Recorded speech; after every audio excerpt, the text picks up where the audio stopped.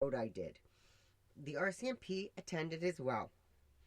I was hurt from the accident and now very shaken up because I had just illegally driven through one of Canada's most treacherous highways at night, and I was ill equipped for it and breaking the law.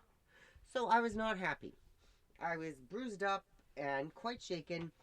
And as a matter of fact, what the tow truck driver said to me was, "Well, you're not very smart driving through the mountains with summer tires." And I just looked at him and I went, "How fast can you run?" No, I'm just kidding. But that is what he said to me. And I was so taken aback because I'm like, what do I do with that? So, um, so the tow truck driver came and he pulled us out of the ditch. And as he was as he got us out, trying to get us out of the ditch, the whole car was jackknifing and sliding, and it wasn't even responding to the tow truck. It was really quite terrifying. So I called the roadside assistance and I said, like, look, I don't have winter tires on this car. I specifically asked for them. I told them where I was going. I told them what I rented the car for. And the tow truck driver just told me that, you know, I had just been at risk and driving illegally, and I was misled. And now I'm a little PO'd, not gonna lie. So she says to me, "Oh, so sorry, really sorry that happened. And we're gonna have that tow truck tow you into the city, Medicine Hat, and we're gonna get you a new car with snow tires." So sorry. I thought, okay, all right, everybody makes mistakes. No harm, no foul. Bruises will heal. Let's just get these shoe boxes done. And so then I hang up the phone with her, and the tow truck driver, I notice, is unhooking my car. And he comes to the window and says, "Can I have your paperwork?" And I'm like, "Yeah, sure, here it is." And I'm like, "Where are we going?" And he's like, "Well, what do you mean, where are we going? You're going to drive away and I'm going to go do business." I'm like, "No, whoa, stop. No, not on. Red card on the plate. Unsportsmanlike conduct. You're taking us somewhere where we're going to get a safe car." And he's like, no, I'm not going to do that. And as he's unhooking the car, I'm calling back to roadside assistance, and I'm like, "Hey, wait a second. The tow truck driver just refused to take the car."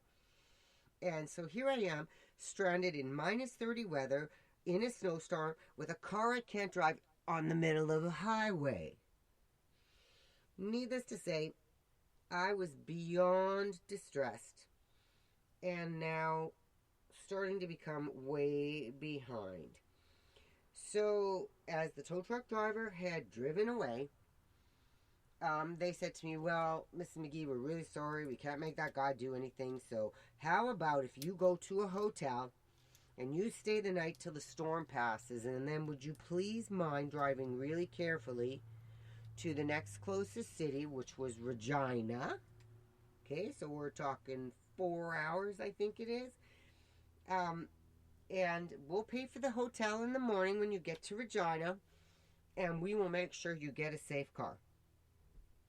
I said, okay. I said, that is what I will do. But like I mentioned earlier, I was doing this trip on a shoestring, and I'm like, look, you need to cover the cost of that hotel in the morning because I can't do it on this, this charitable sort of function. And they're like, no problem. And so I said to them, okay, could you please call to Regina, reserve me a car so that when I get there in the morning, it can be quick and easy. They'll know what's going on. It won't be a hassle, and I can just keep going because now I'm going to be a full day behind on my already squished schedule. Yep, no problem. So we go to the hotel, have a nice sleep, which was kind of nice, and we get up early in the morning and off we go to Regina. We get to Regina, and this really sweetheart of an agent, her name was Susan. Susan was so kind that she worked with me for 2 hours to try and resolve my situation, but she was completely baffled. Because, wait for it, No car was reserved. She didn't know who I was, what my situation was. On my file, there were no notes whatsoever of the accident the night before. And here's the best one. Drum roll, please. There was no car available for me to take because they forgot to reserve me a car, so there were none left except for a Versa. A Versa, which was half the size of the Corolla. Remember I mentioned the spatial genius that it took to put all these shoeboxes into the Corolla? Well, then there was a Versa. So when she had no knowledge of that, we called back to Victoria or Sydney, BC, where we had rented the car from, because I said to her, well, you know what? They probably called them by mistake instead of calling you guys to give this information, so let's call them and, you know, they can clarify that, yes, you're supposed to pay me back my money and, you know, yada yada. So we called back to Sydney, and they had no information on me there either. And they said that they insisted that all season tires were good enough, even though they assured me that I was driving with snow tires when I first got the rental. Not that she had told me they weren't snow tires, but just that she knew they were good enough. And she also dropped the little nugget that I wasn't covered for last night's tow truck, and that now was going to be charged onto my credit card. Whoa, what did I pay for roadside assistance for? So Susan and I were standing there pretty dumbfounded. She looked into the computer, couldn't find anything. We called back to Sydney, couldn't find anything. It was like I was a ghost. And then I thought, okay. I said, Susan, why don't we call roadside assistance? Because obviously they must have a file, because I talked to them 3 times last night. And she had to talk to her manager a couple of times because they didn't know what to do with me either after the tow truck driver just abandoned me. Like, literally waved as he drove away down the highway. So we called into roadside assistance. The roadside agent, Ryan was his name, stated they had tried to call Regina to reserve me a car but got no answer. And then Susan, who was standing at Regina, said, well, why didn't you leave me a message? We have voicemail. And he didn't answer. He didn't answer the question why he didn't leave a voicemail message, because apparently that was just a little too much work. He acknowledged that there was a note on my file about refunding my hotel, but that they wouldn't do it until I got back to the Victoria counter in BC. And I'm like, no, dude, wait. Like, that money was part of the gas money to pay for this trip, and it's not on. And he argued and said, no, they weren't going to do that. And that he essentially just said it wasn't his problem. So then, this is when Cranky Christine came out. He got his manager, her name was Natasha, on the phone. And I can honestly say, I have never spoken to someone as rude and as insulting as this Natasha was. The poor girl Susan, who was standing there, literally had tears in her eyes listening to this woman take a strip off me because I had put it on speakerphone because I wanted Susan to hear what I was hearing, so I didn't have to keep explaining to her, well, they said, and then nobody believing me. So I thought, okay, I'll put it on speakerphone. There's no he said, she said. Everybody can hear what the other's saying. You know, problem solved. And like, literally, this poor Susan was just standing there, like, not knowing what to do. And so this Natasha, who kept calling me Miss Nedra, like I was the helper, a petulant child. And she would interrupt me and talk over me and not let me finish a sentence. And I'm trying to explain to her why what she's telling me should have happened didn't happen through no fault of my own. I didn't forget to reserve the car. I didn't not give me snow tires when I asked. I just drove away in the car that I was told was safe, and I kept my half the deal. And so she came up with 3 solutions, and she was adamant and aggressively articulating these solutions over and over again. Wait for it, guys. Her 3 solutions were: I could drive the car back to Calgary, which is hours and hours backwards, to exchange for a bigger car. And she's not going to refund the hotel. She wasn't going to refund the 8 extra hours of gas that it would take, or the extra 2-day rental extension. She said they would have a tow truck tow the car back to Calgary with us in it.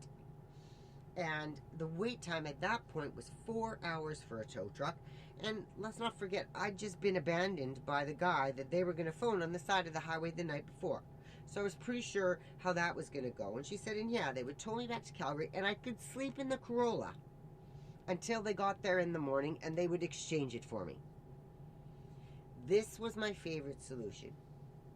She told me I could get rid of some of my belongings in the airport parking lot so I could fit into the Versa.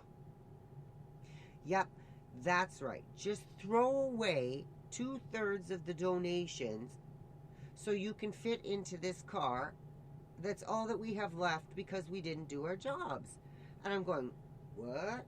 No, she really didn't just tell me to, throw away my belongings, did she? And Susan was shaking her head. Yeah, she did. And I was like, no. What? Come on. Ashton Kutcher is going to jump out and I'm being punked, because nobody in their right mind would say that to someone. So I got a little cranky with her at that point. I said to her, okay, so let me get this straight. If I had 3 kids right now, and because that car only seats 2 more, you'd tell me to leave one in the airport parking lot? Of course not. What's wrong with you? And so she literally told us off for almost 2 hours while we were trying to come up with some reasonable solution. And it was getting very upsetting and going nowhere. And so I just simply said to her, well, Natasha, guess what? I'm going back to a hotel tonight. And I think that cost is on you guys as well, because I got no other option. So off to the hotel we went. Oh, and I said to her, I expect you to, cover the cost of this hotel. I ended the call out of total exasperation because all levels of common sense were having no effect or providing any help that would be logical and feasible. The Regina agent and I then thought, okay, you know what? Just to see if I could keep going, we went outside together and spent 30 minutes in the -30 weather trying to fit all of these shoeboxes into the smaller vehicle.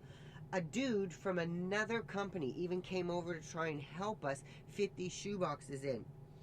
Bottom line, it just wasn't going to happen. And so off we went. I gave up. We discussed that I would get in yet another hotel.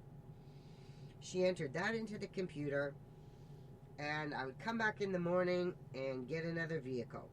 So now, 2 days delay on my shoebox is coming up to almost 3 days delay, and I'm starting to get really sick to my stomach, stressed that I'm not going to be able to get these shoeboxes to Ottawa in time, and I was really distressed. Because the other part I forgot to mention, which now almost is a little funny, is when the small car flew off the road, the trunk popped open. And imagine a snowstorm with hail of Christmas presents coming down. And that's what this crazy, surreal scene on the highway was. Tissue paper, candy canes, and toys blowing all over the highway, and Christine trying to pick them up and stuff them back into the car, going, okay, as soon as we get a good car, I'll put these all back together again, and then buy whatever I need to replace what just blew down the flapjacking highway. So it really, you know what, next year it'll be funny. Today, it's just not funny yet. Too soon. So off me and my little shmoo went, and we went to another hotel. And this hotel, because by then it was really late at night, it was about 11 p.m. after all this drama, and we were exhausted, and we went into the hotel, and I went to bed, and in the morning